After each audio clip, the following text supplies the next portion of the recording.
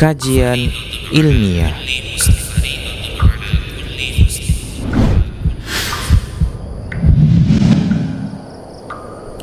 Baik, bismillahirrahmanirrahim. Assalamualaikum warahmatullahi wabarakatuh. Assalamualaikum warahmatullahi wabarakatuh. Alhamdulillahirrabbilalamin. Wassalatu wassalamu ala rasulillah ma ba'du. Para pemirsa Arsyad TV, juga pendengar radio streaming dan mengaji, senang sekali kita bisa kembali di podcast spesial Kaula Muda.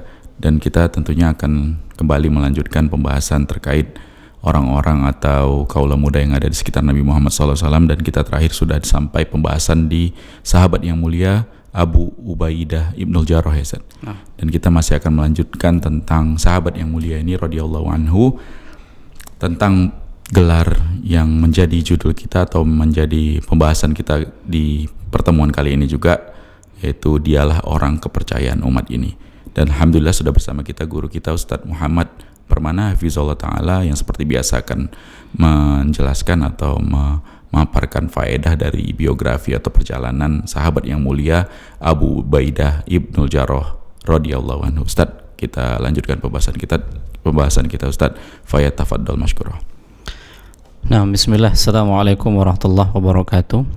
Alhamdulillah wassalatu wassalamu ala Rasulillah wa alihi wa ashabihi wa man tabi'ahum bi ihsanin ila yaumiddin wa ba'du. Alhamdulillah, segala puji hanya milik Allah Rabb semesta alam. Selawat dan salam semoga tercurah kepada Nabi kita Muhammad sallallahu alaihi wasallam, kepada keluarga, sahabat dan pengikut-pengikut beliau dengan ihsan hingga akhir hayat kelak. Kita berdoa kepada Allah Subhanahu wa taala yang telah memudahkan kepada kita semua untuk bisa melalui Ramadan dengan berbagai macam ibadah yang Allah syariatkan, dan semuanya itu adalah kemudahan dari Allah Subhanahu wa taala, sehingga Allah hidupkan kita di bulan Syawal ini. Dan semoga amalan-amalan kita selama Ramadan diterima oleh Allah Subhanahu wa taala, dan kita berharap termasuk ke dalam orang-orang yang dibebaskan oleh Allah Subhanahu wa taala dari api nerakanya, diampunkan dosa-dosa oleh Allah Subhanahu wa taala. Para pemirsa Arsyad TV dan para pendengar radio streaming Medan Mengaji yang dimuliakan oleh Allah Subhanahu wa taala. Kita masih membahas satu di antara pemuda yang berada di sekitar Nabi kita Muhammad sallallahu alaihi wasallam, yang kita sudah mengulas pada pertemuan terakhir bagaimana loyalitas yang ditunjukkan oleh Abu Ubaidah Ibnul Jarrah pada saat peperangan yang dialami oleh Nabi SAW tahun kedua Hijriah, yaitu perang Badar. Karena kenapa dikatakan bentuk loyalitas? Karena yang dihadapi dalam perang Badar itu adalah ayahnya sendiri, yang beliau berusaha untuk menyingkir dari ayahnya, namun si ayah tetap saja mengejarnya, dan mau tidak mau dia pun menggunakan pedangnya untuk membunuh ayahnya, sehingga pada akhirnya Allah Subhanahu wa taala menyebutkan ya kisah ini, ya loyalitasnya Abu Ubaidah Ibnul Jarrah di dalam Al-Qur'an yang dibaca oleh setiap kaum muslimin. Nah, kali ini kita akan lanjutkan kembali, karena belum kita sebutkan apa alasan sampai Nabi SAW menyebutkan orang kepercayaan umat ini adalah Abu Ubaidah Ibnul Jarrah. Sebelum sampai pada pembahasan itu, kita juga akan menjelaskan bagaimana kelembutan, ketawaduan, kemudian adab yang memang ditunjukkan oleh Abu Ubaidah Ibnul Jarrah, kesetiaan, kecintaan, pengorbanannya kepada Rasulullah SAW dalam perang Uhud yang terjadi pada tahun ketiga Hijriah. Nabi SAW mengalami luka parah dalam perang Uhud di saat kaum muslimin yang ditempatkan oleh Nabi SAW di puncak bukit Jabal Rumat, ada lebih kurang 50 orang. Di peperangan pertama nampak kekalahan kaum musyrikin, sehingga mereka lari tunggang langgang dan meninggalkan harta rampasan perang, senjata-senjata mereka. Lalu turunlah 40 orang ini. Sementara pimpinan pasukan mereka, ya Abdullah bin Jabir, mengingatkan jangan turun karena belum ada informasi dari Nabi SAW. Mereka katakan kita sudah menang. Sehingga pada akhirnya Khalid bin Walid yang pada saat itu masih dalam kondisi musyrik melihat celah ini, melihat peluang. Sampai pada akhirnya tersisa 10 orang pemanah ini semuanya tewas. Lalu tinggallah pasukan bertahan, yaitu Rasulullah dengan 9 para sahabat, 2 dari kalangan muhajirin, 7 dari kalangan ansor. Sementara sahabat yang lain, pasukan penyerang ini berada di pertengahan, yang mereka mengejar ya dan mengumpulkan harta rampasan perang. Sehingga pada akhirnya Nabi SAW terdesak. Lalu mereka membunuh ya 7 orang dari kalangan Ansor. Tersisa tinggal 2 orang. Ya, tinggal Thalhah bin Ubaidillah dan Sa'ad bin Abi Waqqas. Nabi dilempar oleh Utbah bin Abi Waqqas. Ya. Yang menjaga Nabi, yang mendampingi Nabi itu Sa'ad bin Abi Waqqas, yang melempar saudaranya Utbah bin Abi Waqqas. Nabi kena dengan lemparan itu. Lalu Nabi SAW juga diserang oleh Abdullah bin Syihab Az-Zuhri. Lalu dipukul oleh Abdullah ibnu Qam'ah. Yang dengan pukulan itu Nabi menggunakan baju besi, ya, menggunakan zirah kemudian topeng untuk menutupi wajah beliau. Yang topeng itu untuk penutup wajah beliau ada besi, lingkaran-lingkaran untuk menutup wajah Rasulullah SAW, seperti tameng, seperti itu. Beliau kena pukulan, dan pukulan itu mendarat ya ke pipi Rasulullah SAW, dan kedua besi itu masuk ke dalam pipi Rasulullah SAW. Dan di saat itu Abu Ubaidah bin Jarrah yang melihat kondisi Nabi yang terdesak, Abu Bakar As-Siddiq, Umar bin Khattab dan sahabat-sahabat yang lainnya ini mengejar menjumpai Nabi SAW, sampai pada akhirnya mereka sudah berada di sekitar Nabi SAW. Lalu melihat wajah Nabi terluka, ada besi yang masuk ke dalam pipi Nabi ini, Abu Bakar ingin cabut. Namun Abu Ubaidah bin Jarrah bersumpah atas nama Allah Subhanahu wa taala agar dia yang cabut. Akhirnya Abu Ubaidah yang mencabut. Dan di antara kelembutannya, pada saat beliau mencabut besi, ya, lingkaran besi yang ada di pipi Rasulullah SAW itu bukan dengan tangan. Ya, dia berusaha untuk menjaga Nabi. Gimana supaya Nabi ini tidak merasa sakit? Bagaimana Nabi tidak merasa sakit kemudian beliau dalam kondisi mulia? Maka beliau cabut dengan giginya. Maka pada saat besi itu ya tercabut dengan giginya tanggal 1. Nah, pada saat yang kedua sebelah kiri Abu Bakar pengen cabut, lalu Abu Ubaidah bersumpah lagi atas nama Allah Subhanahu wa taala. Jadi kalau ada orang yang meminta bersumpah atas nama Allah, nggak boleh ditolak. Ya, tidak boleh ditolak. Ya, demi Allah aku memintamu karena Allah, biarkan aku yang cabut. Jadi dia bersumpah atas nama Allah. Akhirnya Abu Bakar ngasih. Nah, yang kedua kali juga seperti itu. Dicabut dengan giginya, kemudian pada akhirnya tanggallah giginya yang kedua. Maka orang-orang mengatakan tidak ada gigi yang paling indah setelah peristiwa itu kecuali giginya ya Abu Ubaidah bin Jarrah. Ya biasanya kan kalau kondisi kita sudah seperti ini kan nggak mungkin lagi tumbuh gigi.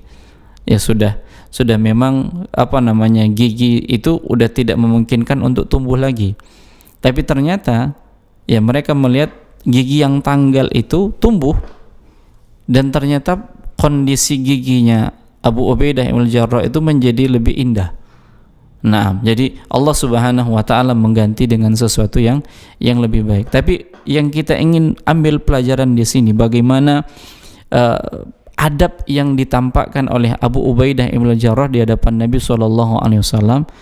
Ya, padahal dia bisa mencabutnya dengan tangannya, ya sebagaimana yang akan dilakukan oleh Abu Bakar As-Siddiq, tapi beliau hendak memuliakan Nabi kita SAW. Maka wajarlah kalau ditanya siapakah orang yang paling dicintai oleh Rasulullah SAW. Ummul Mukminin Aisyah pernah ditanya, siapakah orang yang paling dicintai oleh Rasulullah SAW? Maka Ummul Mukminin mengatakan Abu Bakar, Umar, Abu Ubaidah bin Jarrah. Jadi Nabi SAW menyebutkan satu di antara nama yang dicintai oleh Rasulullah SAW adalah Abu Ubaidah bin Jarrah. Ini adab berhadapan dengan Nabi kita SAW, yang beliau tidak ingin membuat Nabi lebih sakit, kemudian bagaimana beliau menundukkan posisi beliau di hadapan Nabi, ya, supaya apa? Supaya benar-benar kecintaan itu nampak dan pengorbanan itu kelihatan untuk Nabi SAW.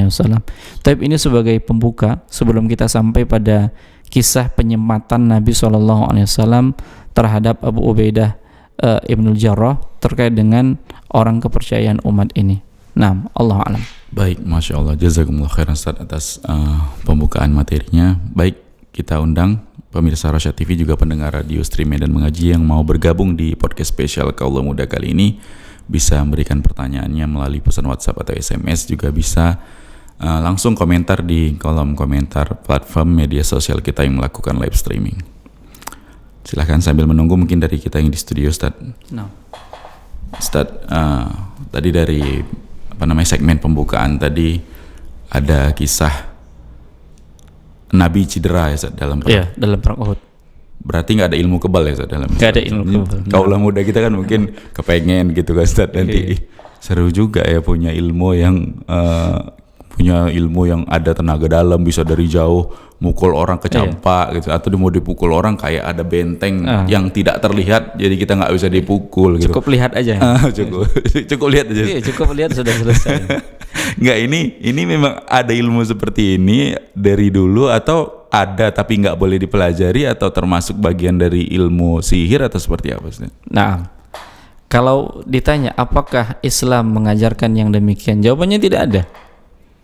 Tentunya yang seperti ini ya bersyirikat dengan jin. Beda ya peperangan yang dialami oleh Nabi SAW dan para sahabat, yang membantu mereka yaitu para malaikat. Dan bantuan itu juga muncul karena apa? Keimanan. Kisah di perang Badar nih, Nabi istighatsah, Nabi berdoa lama panjang doanya sampai selendang Nabi itu jatuh, diambil lagi oleh Abu Bakar. Abu Bakar mengatakan, cukup ya Rasulullah, Allah akan mengabulkan doamu. Dan Allah kabulkan doa Nabi SAW. Nah, Allah ceritakan di dalam surat Al-Anfal bagaimana Allah menurunkan bala bantuan berupa para malaikat. Ini jelas yang bantu mereka itu adalah malaikat. Jadi dari diri mereka sendiri, para sahabat Nabi dan para sahabat, apakah mereka punya ilmu kebal? Kalaulah mereka punya ilmu kebal, tentunya perang itu nggak perlu pakai zirah, nggak perlu baju besi, nggak perlu pakai tameng, nggak perlu pakai senjata. Nah, seperti itu dia. Ini menunjukkan yang seperti itu nggak ada. Ya, kalaupun ada diberikan kekuatan seperti itu hanya Nabi Sulaiman yang bisa menundukkan bangsa jin. Ya, binatang dengan bahasanya Nabi Sulaiman faham. Bahkan kendaraan yang paling kencang yang dimiliki oleh Nabi Sulaiman setelah beliau sembelih kuda-kudanya yang tangguh itu adalah angin yang kencang, seperti itu dia. Jadi ini keistimewaan yang Allah berikan. Adapun yang dipelajari oleh sebagian orang ya dengan ritual-ritual tertentu, maka yang seperti ini tidak ada. Yang seperti ini tidak ada diajarkan oleh Nabi SAW. Yang diajarkan oleh Nabi pada perang itu adalah ketakwaan, keimanan. Dan inilah pesan-pesan para pemimpin, diantaranya adalah Umar bin Khattab. Ya, Umar bin Khattab, kemudian kisahnya Sa'ad bin Abi Waqqas yang sudah kita sebutkan jadi panglima perangnya, walaupun dalam kondisi beliau sakit kan, seperti itu. Jadi pesannya apa? Pesannya takwa, jangan durhaka kepada Allah. Itulah yang menjadikan pertolongan dari Allah Subhanahu wa taala. Jadi ilmu-ilmu seperti itu tidak ada. Ya, kalaupun ini dipelajari pada akhirnya bersyirikat dengan jin, maka ini bisa jatuh ke dalam kesyirikan. Allah a'lam. Bukannya jin ada yang muslim, Ustaz? Jin kan sebagaimana manusia kan, ya kan? Ada perintah. Maksudnya ada perintah beribadah, berarti ada yang bertauhid, dan ada yang mungkin juga tentunya ada yang menggenggam sunnah dan segala macam. Nah, ini yang kalau misalnya ada gitu dalam tanda kutip, dia bisa bekerja sama dengan jin yang seperti ini seperti apa, Ustaz? Nah, apakah kebohongan atau gimana? Kembali kepada hakikat jin dan manusia diciptakan. Wa ma khalaqtul jinna wal insa illa liya'budun. Artinya kalau bangsa jin itu juga bersekutu dengan manusia, ini sama seperti manusia yang bersekutu dengan jin. Okay. Ya, artinya kalau ada jin yang memang bertauhid kepada Allah Subhanahu wa taala, mereka nggak akan mau itu. nggak akan mau bersekutu dengan manusia dengan adanya imbalan, kemudian mereka diibadahi dan seterusnya. Ini menunjukkan ya sama, jinnya juga nggak paham tauhid. Oke. Ya, tidak paham tauhid. Jadi ada jin yang memang dia benar-benar mengerti agama ini dengan baik, dan ada juga seperti kalangan manusia juga. Jadi tipikalnya seperti manusia juga, ada manusia yang memang dia muslim, ada kafir. Jinnya juga demikian. Artinya yang memang mereka mau bersekutu dengan manusia, ini sama seperti manusia yang mau bersekutu dengan jin. Nah, dan manusia yang tidak mau bersekutu dengan jin, yang memang dia mentauhidkan Allah, sama jinnya juga demikian. Mereka juga mentauhidkan Allah Subhanahu wa taala. Nah, seperti itu dia. Allah a'lam. Masya Allah. Ustaz, ada satu lagi Ustaz, misalnya tadi yang disampaikan tentang meminta sesuatu kepada sesama, berarti ini Ustaz, yang pakai bersumpah atas nama Allah. Ini kalau dilihat dari sisi hukumnya seperti apa Ustaz? Nah, ini juga dibahas di dalam kitab Tauhid ya, terkait dengan meminta sesuatu atas nama Allah Subhanahu wa taala yang wajib dipenuhi. Kenapa wajib dipenuhi? Karena di antara bentuk kesempurnaan tauhid adalah menghormati nama Allah. Jadi kalau ada orang yang meminta kepada kita, saya meminta kepadamu atas nama Allah Subhanahu wa taala agar engkau membantu saya dalam kondisi sulit. Kita mampu, kita bantu. Ya, pada saat kita mengabulkan permintaannya, itu tidak lain karena apa? Karena kita menghormati nama Allah Subhanahu wa taala yang disebutkan dalam permintaannya. Dan ini disebutkan oleh Syekh Muhammad bin Abdul Wahab masuk di antara kesempurnaan tauhid. Iya, artinya kita ini mampu. Beda dengan sesuatu yang kita nggak mampu. Kalau kita nggak mampu atau dia meminta atas nama Allah Subhanahu wa taala, bentuknya kedurhakaan, ini juga nggak boleh. Ya, ini juga tidak boleh. Seperti itu dia. Jadi kalau kita diminta, yang memintanya itu bersumpah atas nama Allah Subhanahu wa taala yang kita mampu, di antara bentuk kesempurnaan tauhid yang di sana ada penghormatan terhadap nama Allah Subhanahu wa taala, maka kabulkan permintaannya. Ya, kabulkan permintaannya. Ini bentuk kesempurnaan tauhid. Ya, untuk apa? Menghormati nama Allah Subhanahu wa taala, mengagungkan nama Allah yang disebutkan oleh dia dalam permintaannya. Nah, seperti itu dia. Allah a'lam. Itu kan bagi yang diminta ya Ustaz. Nah, bagi yang meminta ini Ustaz, hukumnya gimana? Apakah cuma sekedar boleh atau memang ada yang mungkin dia sunnah yang terlupakan atau seperti apa gitu Ustaz? Nah, hukumnya boleh. Boleh aja. Iya, hukumnya boleh. Tapi jangan yang seperti ini dijadikan sebagai senjata. Kayaknya bisa dijadikan senjata gitu kan Ustaz. Ada potensi dijadikan senjata. Karena apalagi kalau berhadapan dengan ahlu tauhid nih yang paling mengerti. Nah, ini senjata nih. Ini mereka nggak boleh nolak, ini kan seperti itu dia. Ya, dia sedikit-sedikit belajar juga. Ya, dia sehingga dia ambil ilmunya, dia pakai untuk mengelabui orang lain. Maka ini kembali kepada innamal a'malu binniyat. Kalaulah memang sangat dibutuhkan, ya sama seperti kisah 3 orang yang diuji oleh Allah Subhanahu wa taala, yang pada akhirnya mereka diberikan rezeki yang banyak, ada onta, lembu, kemudian kambing. Lalu malaikat ini menjelma menjadi sosok seperti mereka yang sakit. Sampai pada akhirnya dalam ujian itu malaikat ini mengatakan, aku meminta kepadamu atas nama Allah, berikanlah dari harta Allah yang Allah berikan kepadamu sedikit untuk melanjutkan perjalananku. Ya, dia kan meminta atas nama Allah nih supaya dipenuhi. Tapi apa katanya? Ya, sungguh tanggunganku banyak. Ya. Lalu dikatakan, bukankah ini semua pemberian Allah Subhanahu wa taala? Dia katakan, tidak, ini warisan. Ya, aku dapatkan karena dari warisanku. Ya, dari orang tuaku terdahulu, seperti itu dia. Sekiranya kau berdusta, maka Allah akan mengembalikanmu seperti semula. Nah, dia berdusta sehingga balik semuanya. Ya, penyakitnya muncul, hartanya habis. Nah, seperti itu dia.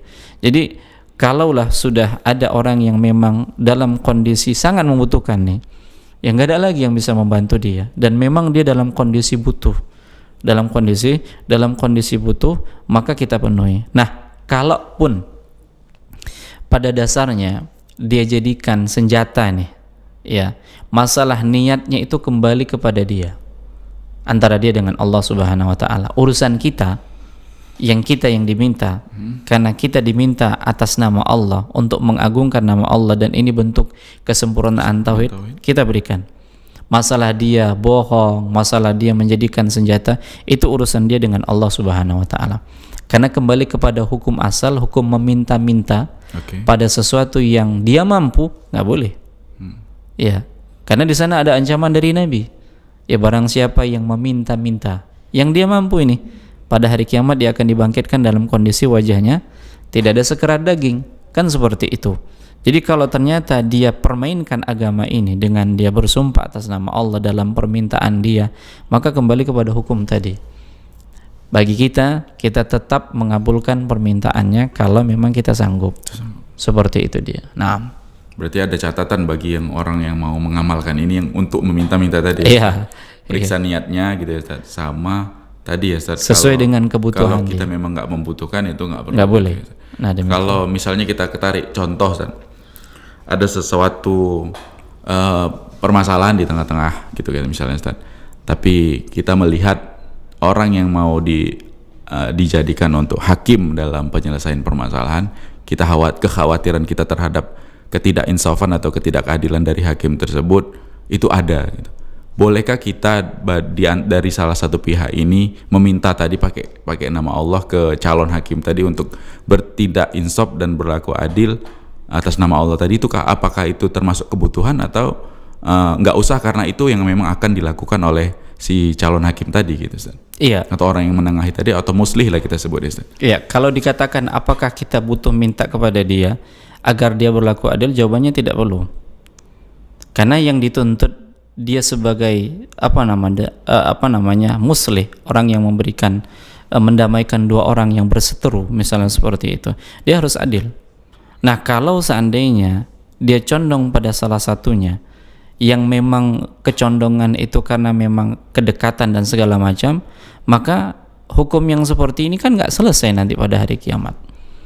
Kalau ternyata dia berhukum secara adil dan ketika dia menetapkan salah dengan ijtihad, dia sudah berijtihad deh, dan dia sudah melihat keterangan-keterangan dari kedua belah pihak sampai pada akhirnya dia berijtihad mengerahkan segala kemampuannya, kemudian salah, dia tetap dapat satu kebaikan, dapat satu pahala. Tapi kalau ternyata dia condong pada salah satunya dan dia tidak melihat yang lain, konsekuensinya apa? Konsekuensinya masalah ini kan belum selesai. Pada hari kiamat nanti kan akan diselesaikan oleh Allah perseteruan yang ada. Kemudian hakim-hakim yang memang dia condong kepada salah satu pihak, ya karena ada kedekatan dan segala macam, ini juga kan nggak selesai. Ya, jadi dengan kata lain, kita tidak membutuhkan mengatakan kepada sang hakim, ya saya meminta kepadamu atas nama Allah berlakulah adil. Nggak perlu karena kalau seandainya itu yang harus dilakukannya. Kalau dia tidak berlaku adil dan dia tidak insaf, ya, dan dia pilih kasih, ya karena ada kedekatan, ini urusan dia dengan Allah nanti. Baik. Nah, bagi kita ketika sudah ada yang mengadili perseteruan itu, kita terima. Karena keputusan dari hakim, pengadil, kita harus terima. Ya, karena kita sudah mengajukan kepada hakim untuk menyelesaikannya. Nah, seperti itu dia. Allah a'lam. Baik Ustaz. Masya Allah, jazakumullah khairan Ustaz atas jawaban-jawabannya. Ustaz, tadi Ustaz sedikit aja Ustaz untuk menegasin tentang adab dan kelembutan tadi Ustaz dalam peristiwa Abu Ubaidah Ibnul Jarrah radhiyallahu anhu ketika mencabut kepingan besi yang ada di pipi Nabi sallallahu alaihi wasallam. Apakah ini maksudnya berlaku terhadap kita semuanya seorang muslim itu terhadap dalam penyelesaian permasalahan Ustaz, baik antar sesama kita atau bawahan kita atau atasan kita, itu tetap mengedepankan adab dan kelembutan, atau karena kita bermasalahnya itu dengan bawahan, kita bisa berlaku yang lebih kurang beradab atau tidak lembut gitu misalnya, karena kita memang punya power untuk itu, dan yang bawahan kita juga nggak akan mempermasalahkan itu karena dia kan nggak punya apa-apa, maksudnya dia kan di bawah kita kekuasaannya gitu, atau dia di bawah kekuasaan kita. Ini seperti apa Ustaz? Atau general untuk semua gitu Ustaz? Nah, kalau kita melihat contoh Nabi kita SAW, apakah Nabi pernah melakukan kesalahan yang pada akhirnya para sahabat itu menghalalkannya? Jawabannya pernah. Jadi suatu ketika Nabi kita SAW sebelum perang Nabi minta halal nih. Barang siapa yang pernah aku dolimi, maka sekaranglah saatnya kisos. Artinya Nabi merendah ini. Ini Bukan Nabi ya, Ustaz? Iya, bukan mengandalkan kedudukan. Artinya pemimpin nggak pernah salah. Jadi kode etik itu. Oke. Kan biasa Pasal 1. iya. Kode etik kalau sudah apa namanya Senior atau pemimpin gitu. apa namanya pelatihan itu kan Iya, ada buat pasal 1 ya pemimpin tidak pernah salah. Jadi pasal 2 kalau pemimpin salah kembali ke ya yang seperti ini salah, nggak ada. Iya. Ya yang namanya manusia nggak maksum. Nabi saja ada salah dan Nabi terus terang beliau minta maaf. Dan pada akhirnya apa? Sahabat ini menghalalkannya dengan cara apa? Memeluk Nabi SAW. Karena dia nggak tahu kapan lagi dia akan bisa bertemu dengan Nabi. Karena ini kancah perang. Itulah alasannya dia minta kisos. Ya, Nabi disuruh buka bajunya, kemudian dia cium. Ya, lalu Nabi tanya alasannya apa? Karena dia nggak tahu apakah setelah ini masih bisa bertemu dengan Rasulullah SAW. Jadi kalau ditanya apakah ini general secara umum, iya. Siapapun kita ya, kalau ternyata kita seorang pemimpin dan kita dalam posisi yang salah, kenapa kita nggak minta maaf ya? Kenapa kita tidak merendahkan seperti itu? Bukankah yang seperti ini tipikal pemimpin yang didambakan oleh orang yang dipimpin? Sama seperti Abu Ubaidah bin Jarrah. Nanti kita akan sebutkan bagaimana kisah ketawaduan beliau nih setelah beliau diangkat oleh Umar Al-Khattab menjadi panglima perang, tapi beliau sembunyikan. Yang di saat itu perang lagi berkecamuk. Pemimpinnya Khalid bin Walid. Beliau nggak langsung ngambil alih, enggak. Ya, karena apa? Karena ada kemaslahatan di sana. Jadi sampai seperti itulah ya orang-orang yang bersama dengan Abu Ubaidah bin Jarrah, ya masyarakatnya itu mencintai Abu Ubaidah bin Jarrah karena ketawaduan tadi. Ini berhadapan dengan Nabi yang seperti itu, dan beliau juga berhadapan dengan bahan-bahannya juga demikian. Jadi sama. Jadi karena memang tinggal lagi bagaimana penerapan Islam itu sudah sempurna. Penerapannya tinggal kembali kepada personnya masing-masing. Nah, kalau ternyata ada seorang pemimpin kemudian dia salah, kemudian dia menampakkan arogansinya, maka yang seperti ini tidak tepat. Kenapa? Karena itu tidak ditunjukkan oleh siapa? Oleh Nabi kita SAW, Abu Bakar, bahkan Umar pernah salah nih. Ya, Umar pernah salah dalam berfatwa. Dalam berfatwa beliau pernah salah, ditegur oleh seorang wanita. Wanita lagi. Ya, wanita lagi. Sampai pada akhirnya apa? Ya, sampai pada akhirnya beliau merendah. Ya, beliau merendah. Beliau serahkan hukumnya ya kepada orang yang lebih paham terhadap agama ini. Ya, disampaikan seperti itu, dan beliau pernah keliru, beliau minta maaf. Ya, beliau minta maaf. Nah, seperti itu dia. Jadi kita mendambakan orang-orang seperti ini pada dasarnya sebagai teladan. Ya, sebagai teladan. Kalaupun kita tidak bisa sempurna ya meneladani mereka dalam hal kepemimpinan yang mereka juga menunjukkan ketawaduan, paling tidak ada kecintaan kita kepada mereka, dan mudah-mudahan kita bisa mencontoh. Bukan hanya sebatas itu kan hanya cerita saja. Di dunia nyata seperti itu kan nggak ada. Kita berharap dengan adanya kita tampilkan sosok-sosok seperti ini, kalaupun pada akhirnya kita dalam posisi yang ya kita salah, ya sudah, akui saja kesalahan dan kita minta maaf. Dan itu lebih baik daripada kita berprinsip kita nggak pernah salah sama sekali karena kita adalah pemimpin dan seterusnya. Nah, Allah a'lam. Baik, Masya Allah. Ustaz, sebelum masuk ke segmen kedua, satu lagi Ustaz, apakah sama tadi Ustaz perbuatan Abu Ubaidah bin Jarrah dalam bersumpah untuk mengambil pekerjaan yang mau dilakukan oleh Abu Bakar Siddiq radhiyallahu anhu tadi, itu kita anggap misalnya pekerjaan Ustaz. Sama nggak Ustaz kalau di sekarang misalnya kaula muda kita, karena dia mungkin tahu dia punya kompetensi itu, dia punya kapasitas untuk melakukan suatu pekerjaan itu, dia meminta pekerjaan atau urusan itu dengan yang seperti tadi Ustaz, cara seperti itu. Nah, Ustaz. Kalau dikatakan ini bukan pekerjaan. Bukan itu. Iya, tapi membantu. Membantu. Iya. Nah, sekarang pertanyaan, ada nggak gaji ya, Ustaz? Ada nggak orang yang seperti itu? Iya, saya meminta kepadamu atas nama Allah, saya ikut jadi panitia lah. Oh, gitu ya. Nah, jelas ini nggak profit kan, nggak ada sesuatunya. Ya, cuma apa? Karena mencintai Nabi. Baik, niat tadi ya. Iya. Yang lain karena apa? Kenapa dia minta seperti itu supaya diikut sertakan? Karena dia tahu ini pundi-pundi kebaikan. Ya, dia tidak pengen nama, pengen ini, pengen itu, tapi ini ada kebaikan.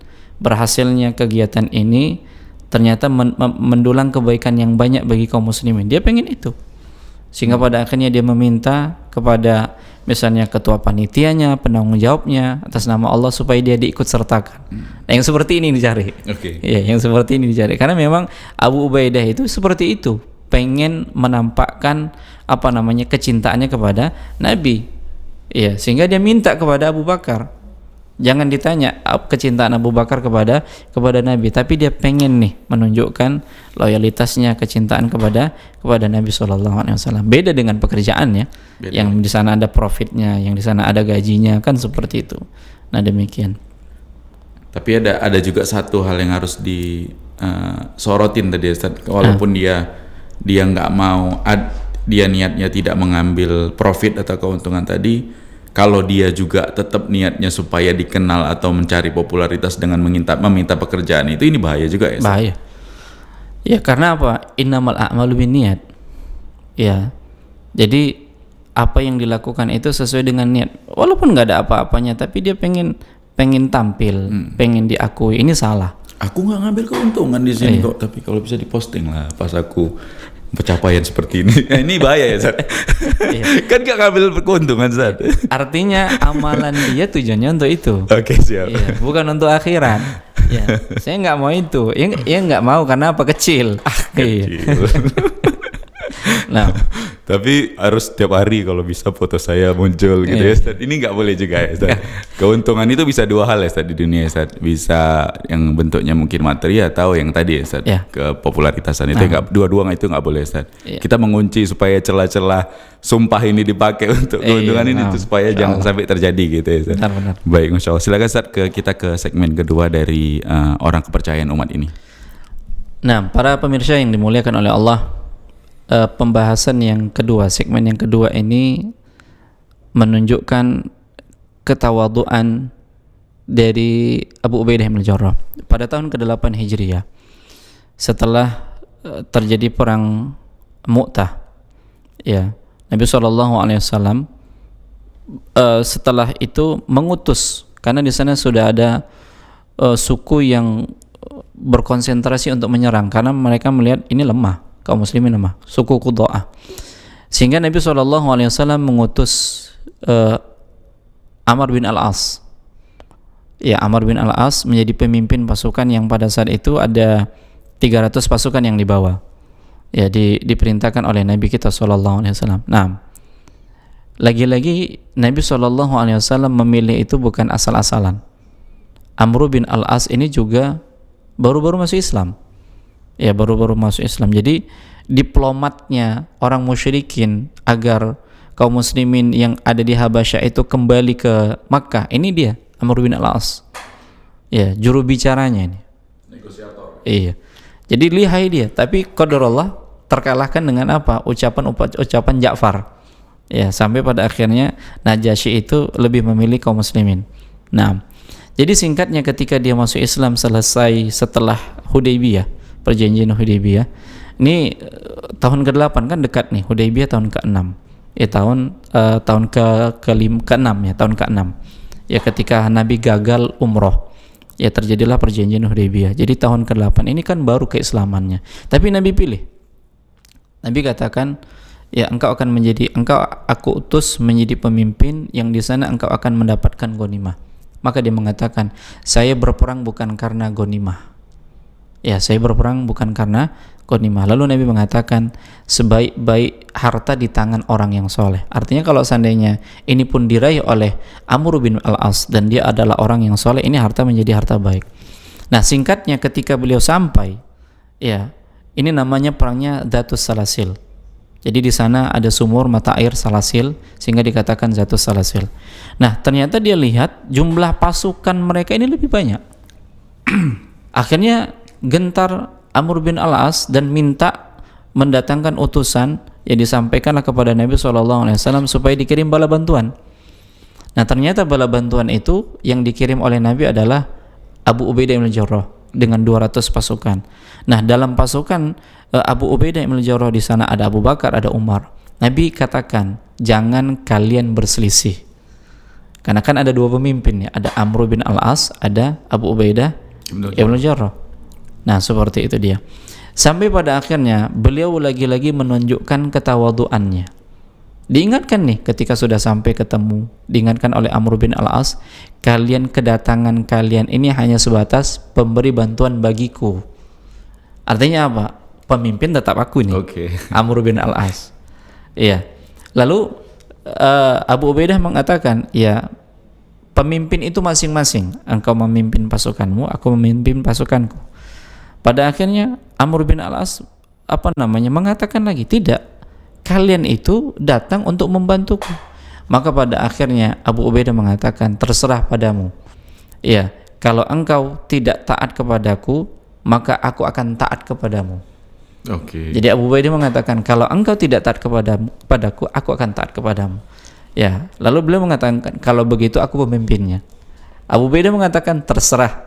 Ya, terserah padamu, katanya. Nah, karena beliau nggak menginginkan itu. Yang beliau inginkan pesan Nabi, jangan berselisih. Ya, lalu karena sudah ditetapkan Amr bin Al-As pemimpinnya, maka mereka pun Amr bin Al-As pun menjadi imam dalam sholat. Karena prinsipnya pemimpin itu imam dalam sholat. Pimpinan koalisi lah ya. Iya. Jadi beliau ini imamnya dalam sholat. Dia diangkat. Bayangkan kalau ditanya siapa yang lebih utama, Abu Ubaidah atau Amr bin Al-As?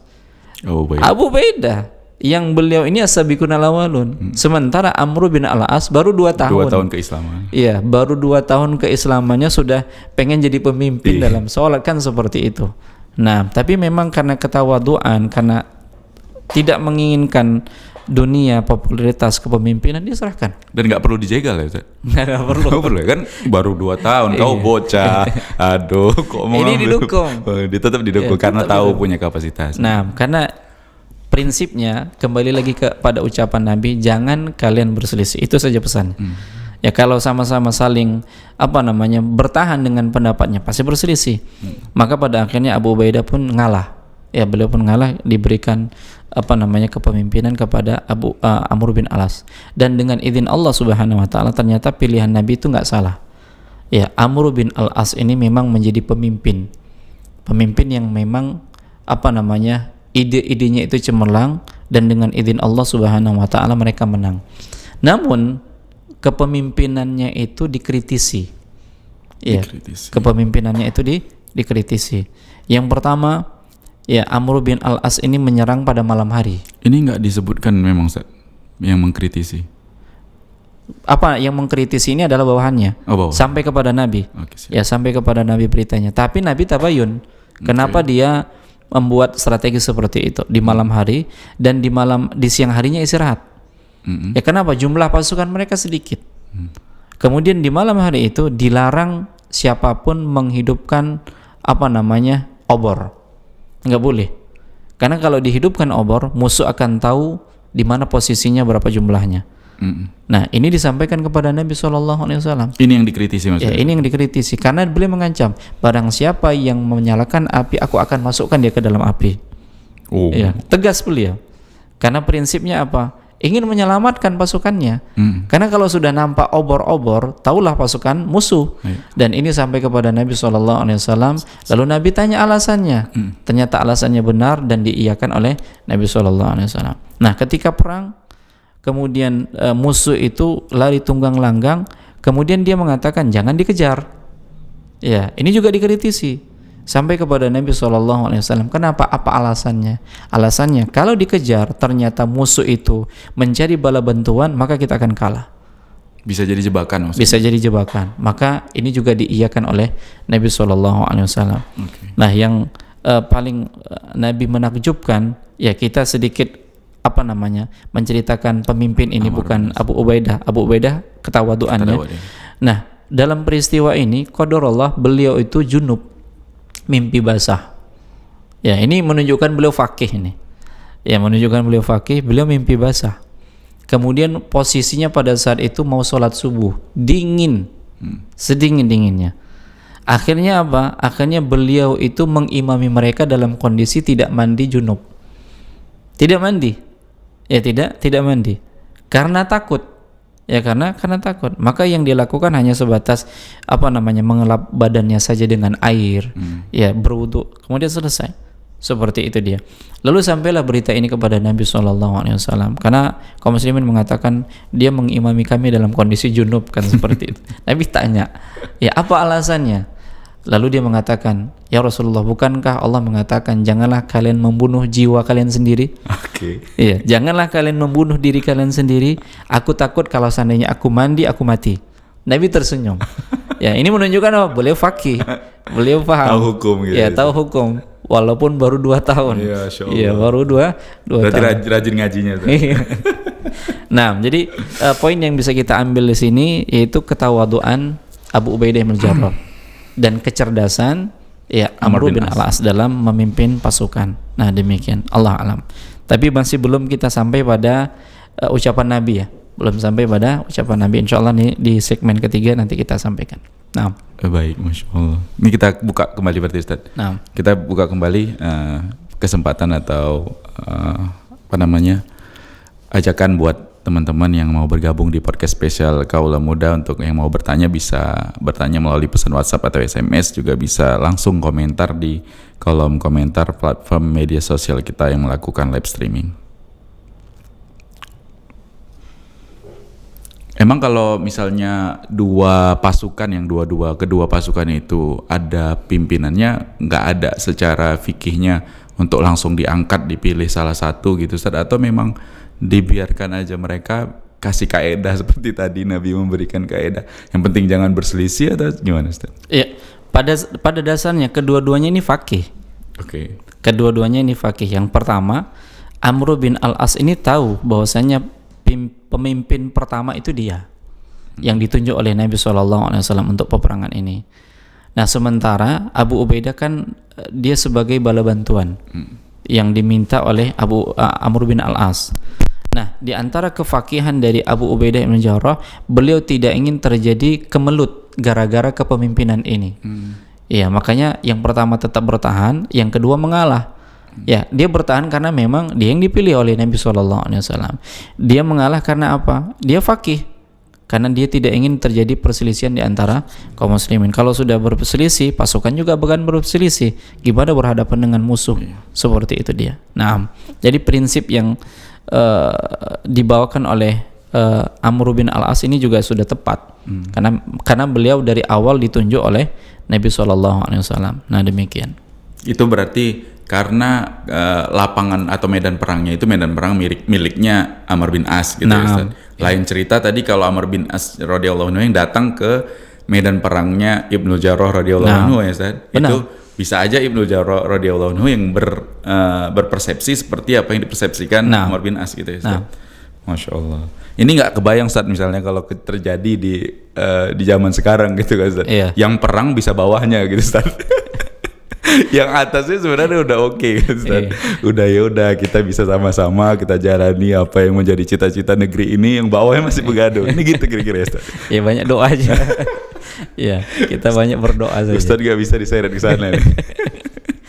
Baik, dan maksudnya Ustaz, ketawaduan ini artinya dimiliki sebenarnya kedua-dua pemimpinnya gitu ya Ustaz.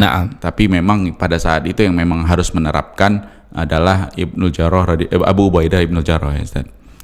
Yang paling penting dari poin ini semua adalah kepiawaian Nabi, kefahaman Nabi tatkala Nabi memilih ini.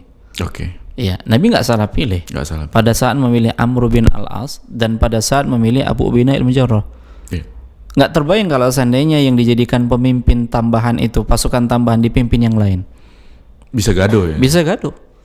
Iya, bisa gaduh. Karena bisa jadi nggak setawadu Abu Ubaidah bin Jarrah. Ya, jadi pilihan yang terbaik itu ternyata dari Nabi SAW. Tahu bagaimana kondisinya, karakter masing-masing pemimpin itu bagaimana. Ya, jadi memang seorang pemimpin itu dia pada saat mendelegasikan dia harus tahu nih, ya, tentang kemampuan dia, kapabilitas dia. Ya, bagaimana dia di lapangan, bagaimana ketika dia berhadapan seperti itu, dia harus tahu, nggak asal sembarangan, nggak mungkin karena kedekatan dengan dia pada akhirnya diutus, enggak. Memang dia paham tuh, ya dia didelegasikan untuk ini untuk itu karena memang dia ahli. Contohnya dalam mendelegasikan dai ke Yaman, siapa yang diutus oleh Nabi SAW? Mu'adz. Mu'adz bin Jabal. Ya, Mu'adz bin Jabal. Karena apa? Karena di Yaman itu kan ahlul kitab yang memang pintar, ngerti gitu. Sehingga Nabi sendiri mengatakan yang mengerti dari umat ini terkait dengan halal haramnya Mu'adz bin Jabal.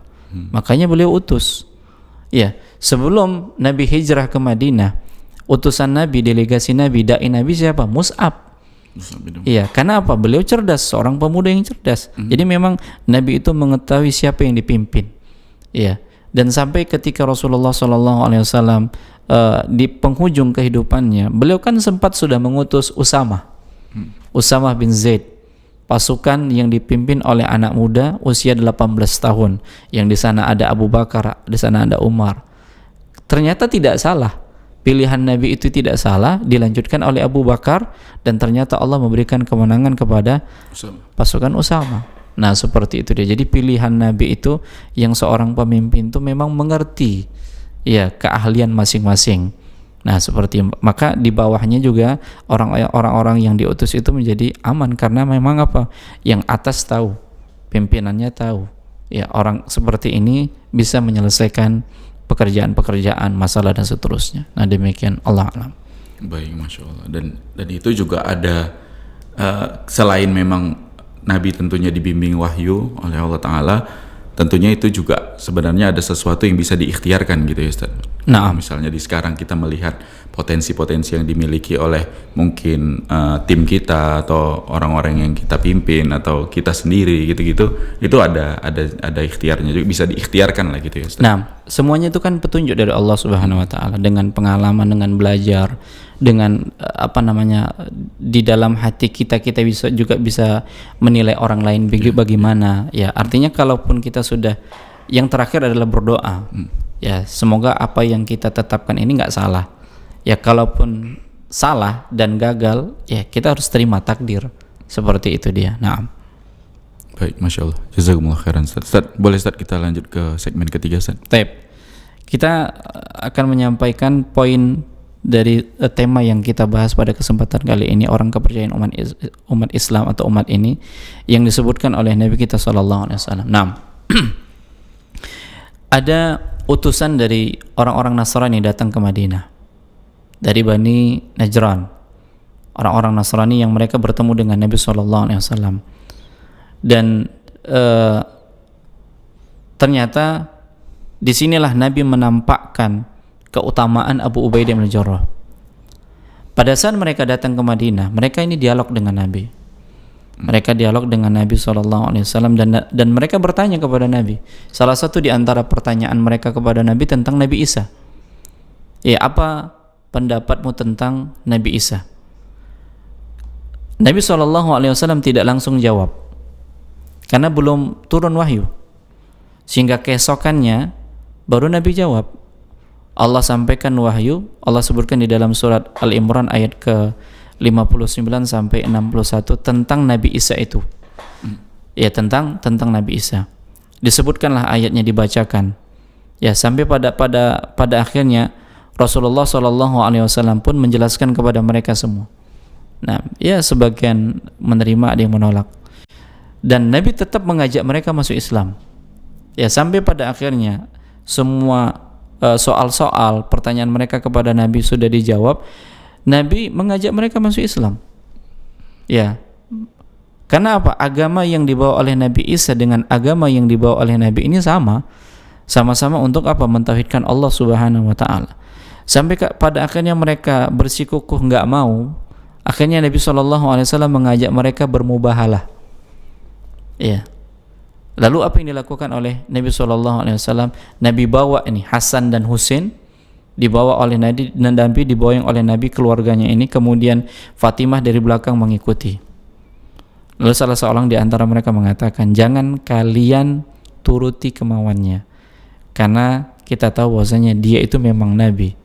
Bisa jadi kita dilaknat, dan bukan hanya kita saja dilaknat, anak cucu kita juga akan mengalaminya. Mereka tahu nih sebenarnya. Berarti mereka mengakui. Mereka mengakui. Ya, makanya mereka menolak mubahalah. Ya, mereka menolak mubahalah, dan Nabi SAW sudah bawa yang keluarganya. Mereka enggak mau. Akhirnya apa yang mereka lakukan? Mereka mengatakan kepada Nabi, kalau begitu kami akan membayar jizyah, bayar pajak, bayar upeti. Dan akhirnya Nabi membuat perjanjian, mereka bersih kukuh di atas agamanya, tetap menjalankan agamanya, Rasulullah tidak akan mengganggu karena mereka membayar pajak. Artinya mereka itu di bawah kekuasaan Rasulullah SAW. Naam, sampai pada akhirnya mereka mengatakan, ya kalau begitu, ya datangkan kepada kami seorang utusan yang dia adalah orang yang amanah, orang yang dipercaya. Maka Nabi SAW pada saat itu tengah mengumpulkan para sahabat, ya, dan bersama mereka juga ya orang-orang Nasrani di sana, karena mereka minta nih yang datang nanti untuk mengutip itu jizyah itu ya adalah orang yang amanah, yang dia tidak berkhianat. Maka Nabi SAW mengatakan, baik, aku akan memilih dan aku akan mengutus orang kepercayaan umat ini. Semua para sahabat lihat nih, nunggu siapa yang dimaksud. Belum keluar nama ya? Belum keluar nama. Gelarnya dulu. Iya. Karena permintaan mereka, ya maka Nabi mengatakan, ya aku akan mengutus kepada kalian orang kepercayaan umat ini. Jangan-jangan banyak yang baper tuh, Ustaz. Hadirin, oh, aku nih gitu. Sama seperti perang Khaybar. Iya. Kan Nabi mengatakan, besok aku akan berikan bendera ini kepada orang yang mencintai Allah dan Rasulnya, dan dia pun mencintai Allah dan Rasulnya. Semua kan pengen, baper termasuk juga. Umar kan gitu. Berharap gitu. Besoknya semuanya ngumpul gitu. Ternyata nggak terpilih. Ya, orang yang dipilih adalah Ali yang tidak ada pada saat itu. Nah, setelah Nabi mengatakan demikian, orang-orang lihat siapa yang dimaksud. Lalu Nabi mengatakan, wahai Abu Ubaidah, berdirilah. Ya, berdirilah. Kemudian Nabi mengatakan, inilah orang kepercayaan umatku. Jadi mengatakan kepada orang-orang Nasrani ini yang akan aku utus. Inilah orang kepercayaan umatku ini. Nah, seperti itu dia. Jadi semua para sahabat pengen tahu siapa yang dimaksud. Setelah clue-nya disebutkan oleh Nabi, orang kepercayaan umat ini kan seperti itu. Maka Nabi menyebutkan, wahai Abu Ubaidah, berdirilah. Ya, kemudian Nabi mengatakan kepada orang-orang Nasrani ini, inilah orang kepercayaan umat. Nah, demikian. Inilah julukan yang Nabi SAW. Bukan berarti sahabat-sahabat yang lain nggak dipercaya. Hanya saja masing-masing itu punya kekhususan. Ada kekhususan, Abu Bakar punya kekhususan, Umar punya kekhususan, Utsman, Ali, sahabat yang lain. Masing-masing itu punya kekhususan. Ya, dan itu langsung dari Nabi SAW. Nah, seperti itu dia. Dan kali ini yang Nabi sebutkan, ya, yang Nabi sematkan julukannya ini kepada Abu Ubaidah adalah orang kepercayaan umat Islam. Nah, demikian. Taib, Allah Ta'ala alam. Masya Allah. Dan itu kondisi nggak ada yang komplain ya, Ustaz? Begitu Nabi memang udah mengeluarkan nama. Ini kayaknya giring lagi. Enggak, Ustaz. Maksudnya kan memang pendidikan Nabi itu memang merata, intinya gitu kan, Ustaz. Mereka memang yang sifatnya yang menerima gitu apa segala macam gitu kan gitu, Ustaz. Artinya memang ini dekat dengan Nabi. Yang pertama, beliau orang yang pertama-tama masuk Islam. Nabi kan uji juga siapa yang memang kokoh keimanannya, kokoh keislamannya, kemudian kecintaannya, dan Nabi nggak sembarangan menetapkan. Ya, sehingga yang bawah nggak ngomplain. Ya, mereka nggak komplain, kok bukan saya, kan seperti itu. Nabi lebih tahu. Satu lagi, mereka faham ini juga wahyu. Ya, ini juga wahyu dari Allah Subhanahu wa taala. Tentunya Nabi itu mendapatkan bimbingan dari Allah Subhanahu wa taala, sehingga prinsip para sahabat, apapun keputusan Nabi, sami'na wa ata'na. Nah, inilah yang nggak dimiliki untuk saat sekarang ini. Karena mungkin kitanya juga kurang ngaji ya. Nah, baik, Ustaz. Ustaz, kita kembali ke segmen kedua tadi, Ustaz, tentang ketawaduan. Kita mau tahu mungkin agak lebih mungkin bisa lebih di-spill ya, Ustaz, bahasa kaula muda sekarang, lebih di-spill atau diuraikan tentang tolak ukur ketawaduan tadi. Karena kan kalau melihat segmen kedua tadi apa yang dikisahkan kan cuman antara tentang penentuan siapa pemimpin pada kancah peperangan tadi gitu, Ustaz. Apakah ketawaduan ini memiliki tolak ukur yang lain gitu, Ustaz? Nah, adapun ketawaduan Abu Ubaidah bin Jarrah bukan kali itu saja sebenarnya. Ya, bukan kali itu saja. Tadi sudah kita sebutkan juga keluarnya ketika Umar bin Khattab menunjuk beliau jadi pemimpin. Orang-orang kan sudah terkesima dengan Khalid bin Walid. Oke. Dimulai dari zamannya Abu Bakar As-Siddiq. Walaupun sebelumnya ya beliau ini dalam perang Mu'tah juga ikut.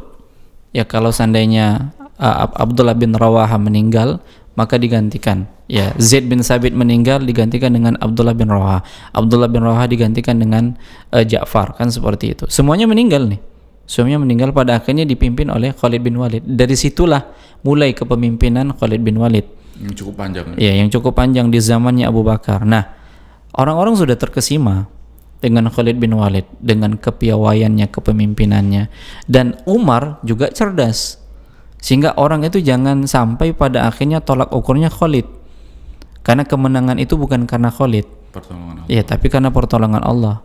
Maka Umar bin Khattab pun menulis surat menggantikan posisi Khalid bin Walid yang pada saat itu tengah perang di Damaskus. Sebagian pasukan sudah dengar isunya, sampai pada akhirnya Khalid pun mendengarnya itu dari pasukan.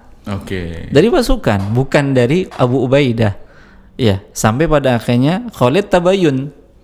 Ya, benar enggak? Ya, akhirnya Abu Ubaidah mengatakan, sebagaimana yang engkau dengar, kenapa engkau tidak menyampaikannya dari awal? Kenapa engkau membiarkan aku menjadi imam dalam sholat? Sampai seperti itu. Segen juga gitu ya Ustaz, Khalidnya ya Ustaz, radhiyallahu anhu. Karena dia sudah nggak jadi pemimpin, kok jadi imam lagi? Dibiarin. Gitu. Ya, intinya dia mengatakan, aku tidak mencintai dunia dan aku tidak menginginkan kepemimpinan. Ya, dan aku tidak akan merubah strategi perangmu. Seperti itu dia. Jadi kan kalau sudah pemimpin kan beda lagi strateginya. Beda kebijakan. Nah, seperti itu dia. Nah, jadi pada akhirnya sudah selesai rampung dengan ketawaduannya, pada akhirnya ya kepemimpinan pun dilanjutkan oleh Abu Ubaidah bin Jarrah. Nah, yang dimaksud tawadu ini bukan karena manusia. Ya, man tawadhu'a lillah, barang siapa yang tawadu karena Allah, bukan karena manusia ini. Bukan manusia, maka Allah akan angkat dia. Jadi ketawaduan yang ditunjukkan itu bukan karena manusia pengen dilihat oleh manusia, bukan. Tapi karena apa? Karena Allah Subhanahu wa taala. Ya, karena Allah Subhanahu wa taala. Jadi yang ditampakkan oleh Abu Ubaidah bin Jarrah, yang beliau tidak mau berselisih, ya, beliau menampakkan ketawaduan karena Allah dan Rasulnya. Seperti ini juga, bukan karena keduniaan yang dia inginkan, bukan karena kepemimpinan, tapi apa? Kemaslahatan. Kalau tiba-tiba ada perubahan, mungkin strategi lain, ya mungkin peperangan nggak akan dimenangkan. Ya, tapi biarlah, supaya apa? Kaum muslimin bersatu dan seterusnya. Jadi semua dilakukan itu adalah karena Allah Subhanahu wa taala. Jadi orang yang dia tawaduk karena Allah, ya, rendah hati karena Allah Subhanahu wa taala, tidak ingin popularitas, tidak ingin keduniaan karena Allah, tidak ingin nama dan seterusnya, maka Allah akan muliakan dia. Ya, Allah akan pasti muliakan. Karena barang siapa yang meninggalkan sesuatu karena Allah, Allah akan ganti dengan sesuatu yang lebih baik. Jadi apa yang kita lakukan, apa yang kita tinggalkan itu karena siapa? Kalau karena manusia, ya, karena kaitannya dengan dunia, kalau kaitannya dengan popularitas, ini bukan tawaduk namanya. Bukan tawaduk karena Allah Subhanahu wa taala. Tapi dia pengen dipuji, dia pengen disanjung dan seterusnya. Namun kalau dia lakukan itu karena Allah Subhanahu wa taala, sebagaimana potret para sahabat, maka lihat apa yang Allah lakukan terhadap mereka. Allah muliakan mereka. Allah muliakan mereka, dan intinya apa yang ada di dalam hati itu Allah yang tahu. Nah, demikian, Allah alam. Baik, Masya Allah. Ketawaduan ini keterkaitan pemimpin dengan bawahan juga ada gitu Ustaz. Ada. Maksudnya itu bagian juga dari tolak ukur seorang, itu disebut tawadu gitu, itu disebut juga tawadu meskipun dia seorang pemimpin. Ya, bukan berarti dia ketika berhadapan dengan bawahannya dia membusungkan dada, menampakkan kesombongan. Enggak, tidak. Tetap ya, enggak hilang itu kepemimpinan, itu enggak hilang dengan ketawaduan dia. Bahkan kepemimpinan itu semakin harum di tengah-tengah bawahannya karena sifatnya seperti itu. Ya, karena sifatnya seperti itu. Karena kan terkadang ada orang yang diuji dengan kepemimpinan, pada akhirnya dia menampakkan kesombongannya, kan pemimpin. Ya, di antara bentuk ketawaduan yang Umar bin Khattab pernah menyinggung nih. Ya, apakah kalian makan bersama dengan budak-budak kalian? Ini pemimpin nih, majikan dengan budak. Beliau saja dengan sesamanya biasa. Ya, makan dengan budak-budaknya, makan dengan kawan-kawannya biasa. Ya, biasa seperti itu. Bukan karena sudah punya kedudukan sesuatu pada akhirnya bedalah, sudah beda nih. Ya, tempatnya juga beda, kawan-kawannya juga beda dan seterusnya. Tapi tidak. Ya, dan inilah yang menjadikan para pemimpin kaum muslimin itu dicintai oleh rakyatnya, oleh bawahannya. Karena apa? Karena ketawaduan. Kisah Abu Bakar As-Siddiq ketika beliau sudah menjadi pemimpin, beliau tetap membantu seorang nenek-nenek untuk meras susu ontanya siang hari. Ya, masih dilakukan seperti itu. Bahkan kalau nggak ditegur oleh Umar bin Khattab, ya Abu Bakar ini masih jualan. Kalau nggak ditegur, ya. Tapi karena beliau seorang pemimpin, kemudian dia tinggalkan itu. Biarkan nanti untuk kehidupannya dari Baitul Mal. Nah, inilah kebijakan seperti itu dia. Jadi memang mereka ya sudah sama saja, kepemimpinan itu hanya nama saja. Kalau kehidupan sama biasa. Nah, seperti itu dia. Allah a'lam. Baik Ustaz, mungkin satu Ustaz agak nggak tahu sih Ustaz mau mengkorelasikannya ke pembahasan kita, tapi karena tadi ada sedikit banyaknya kita membahas tentang kepemimpinan, apakah dalam Islam itu bagian dari yang salah satu yang menjadi mungkin persyaratan atau indikator seseorang itu layak jadi pemimpin itu dia memang harus kuat dalam sisi ekonomi gitu Ustaz. Karena kalau misalnya kita melihat dari negeri kita yang tercinta kan mungkin mereka negeri kita yang tercinta ini kan beranggapan kalau misalnya keadaan ekonominya itu tidak baik, dikhawatirkan akan terjatuh kepada tindakan-tindakan misalnya korupsi dan sebagainya. Apakah dalam Islam juga demikian? Nah, yang paling penting adalah keimanan. Di zaman kita sudah menyebutkan satu di antara kisah yang di zaman Umar bin Khattab. Beliau memilih seorang sahabat yang menjadi gubernur di Hims, Sa'id bin Amir Al-Jumahi.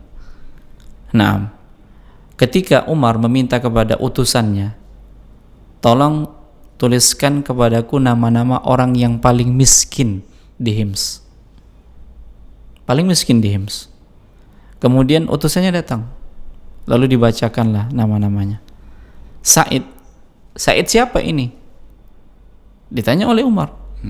Gubernur kami, kata utusannya. Lalu Umar mengatakan, gubernur kalian miskin? Iya, gubernurnya miskin. Gubernur di mana Ustaz? Gubernur di Hims. Di Hims. Iya, salah satu wilayah kekuasaan kaum muslimin. Nah, ternyata cerita ini nggak bohong. Sampai pada akhirnya Umar turun ke lapangan, benar nggak gubernurnya miskin? Nah, pada saat itu beliau mendengar miskinnya, sampai pada akhirnya beliau menyiapkan satu kantong 1000 dinar. Lalu dikatakan kepada utusannya, berikan kepada dia, sampaikan salam dari Amirul Mukminin. Nah, kemudian apa yang terjadi? Sampailah uang itu di tangannya Sa'id bin Amir Al-Jumahi. Ketika dia menerima, ternyata isinya uang. Istrinya nggak tahu nih di belakang. Dia mengatakan, Inna lillahi wa inna ilaihi raji'un. Gimana sih? Jadi pada saat dia mendapatkan hadiah dari Amirul Mukminin melalui utusannya, yang istrinya pada saat itu, istri Sa'id bin Amir nggak tahu, dia berada di belakang, dia berada di kamar, seperti itu dia. Pada saat dia menerima, orang kan kalau dikasih hadiah, alhamdulillah, jazakallahu khairan. Oke, kok innalillah tadi. Lalu dia mengatakan, inna lillahi wa inna ilaihi raji'un. Istrinya mengatakan, ya wahai Sa'id, apa yang terjadi? Apakah pasukan kaum muslimin kalah? Bahkan urusannya lebih berat dari itu. Apakah Amirul Mukminin meninggal dunia? Bahkan urusannya lebih berat dari itu. Lalu apa? Sungguh telah datang dunia kepadaku untuk menghancurkan agamaku. Oke. Maka kata istrinya, tinggalkanlah dia. Tinggalkanlah dia. Jauhkan dia darimu. 6. Kemudian Said mengatakan, maukah engkau membantuku? Iya, mau. Akhirnya disiapkanlah mangkok-mangkok. Ini berikan kepada si fulan, berikan kepada si fulan, berikan kepada si fulan. Habis 1000 dinar. Dan untuk mereka juga nggak ada. Dan saat itu karena istrinya nggak tahu, beliau nggak komplain. nggak minta. Langsung dimasukin ke mangkok tanpa tahu langsung apa tanpa tahu apa, langsung kasih ini udah selesai. Nah, kalau ditanya dia miskin, paling miskin. Jadi bukan standar. Syukur langsung ke tangan. Coba kayak ketawa tadi itu. Kalau ke istrinya mungkin belum juga ada cerita. Iya. Kalau dapat sama istrinya udah selesai. Itu istri-istri kita begini. Jadi indikasi itu semua apa? Keimanan. Keimanan. Ya, jadi kalau sudah bertakwa kepada Allah Subhanahu wa taala, niat untuk menguasai harta kaum muslimin kan nggak ada. Karena apa? Hisabnya lebih berat lagi daripada dia menguasai hanya 1 juta, 2 juta. Hisabnya lebih berat. Pertanggungjawabannya nanti pada hari kiamat, sehingga nanti pada akhirnya dia menjadi orang yang pailit, bangkrut nanti pada hari kiamat. Dia nggak menginginkan. Karena apa? Faham.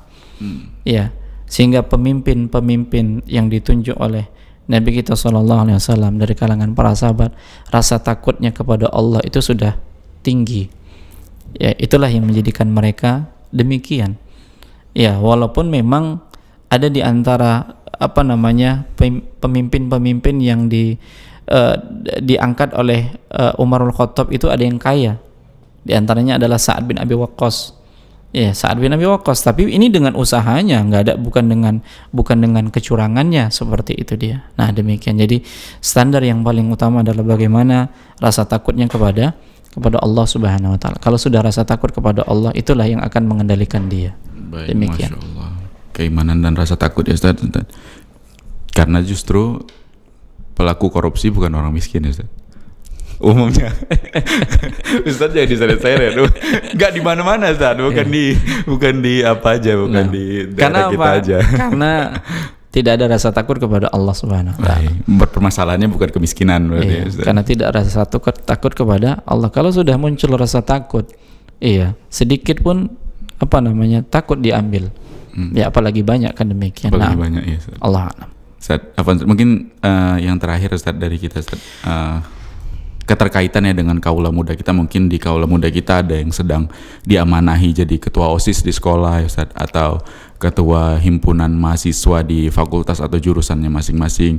Nah, ini untuk supaya bisa menempah diri agar bisa menjadi seperti Abu Ubaidah Ibnu Jarrah, atau mungkin yang percikan-percikannya gitu ya Ustaz, yang mungkin mempunyai adab dan kelembutan seperti yang disampaikan di segmen pertama tadi, ke dalam kepemimpinannya juga ada ketawaduan di dalam kepemimpinan, dan juga akhirnya mungkin nggak usah menjadi orang kepercayaan umat inilah, setidaknya orang-orang yang kita pimpin ini secara fitrah atau logikanya mereka akhirnya menyadari bahwasannya teman-teman atau kaula muda kita ya saat ini yang dipercayai untuk memimpin OSIS atau kepemimpinan di kampusnya masing-masing itu udah sadar, oh iya, teman kita ini memang layak dipercaya untuk memimpin kita ini gitu.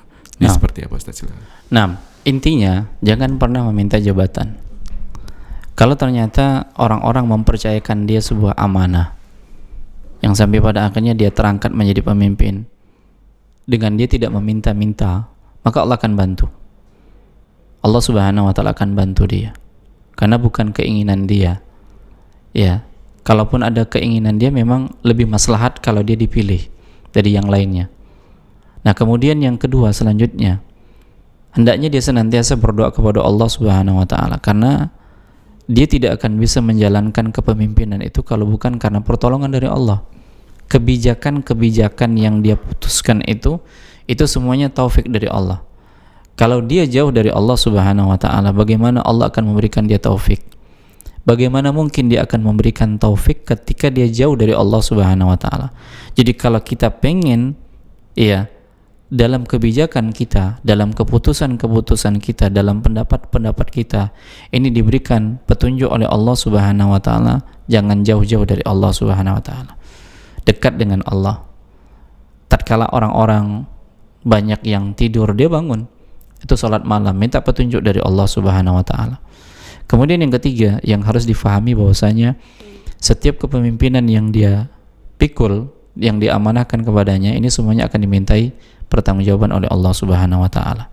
Ya, sehingga jangan sampai dia berkhianat dengan tanggung jawab dengan kepemimpinannya, karena sekecil apapun apa yang dilakukannya ini akan dimintai pertanggungjawaban oleh Allah Subhanahu wa taala nanti pada hari kiamat, walaupun hanya sebatas yang dikatakan tadi seperti ketua OSIS, ketua himpunan mahasiswa dan lain sebagainya, semuanya akan dimintai pertanggungjawaban oleh Allah Subhanahu wa taala. Nah, demikian, Allah a'lam.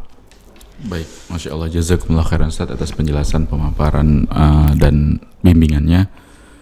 Dengan demikian, para pemirsa Rosyad TV juga pendengar radio stream dan mengaji, kita cukupkan pertemuan kita di podcast spesial Kaula Muda kali ini. Mungkin kita bisa ketemu lagi di pertemuan selanjutnya. Kita akan lanjutkan pembahasan masih di sahabat yang mulia Abu Ubaidah Ibnul Jarrah radhiyallahu anhu. Ustaz, ada tambahan lagi, Ustaz? Cukup, insyaallah. Kita cukupkan, mudah-mudahan apa yang kita sajikan bermanfaat, tentunya untuk kami pribadi, juga untuk Anda dimanapun Anda berada. Mewakili kurir yang bertugas kami pamit, kita tutup dengan doa kafaratul majlis. Subhanakallahumma wa bihamdika asyhadu an la ilaha illa anta astaghfiruka wa atubu ilaik. Assalamualaikum warahmatullahi wabarakatuh. Salam.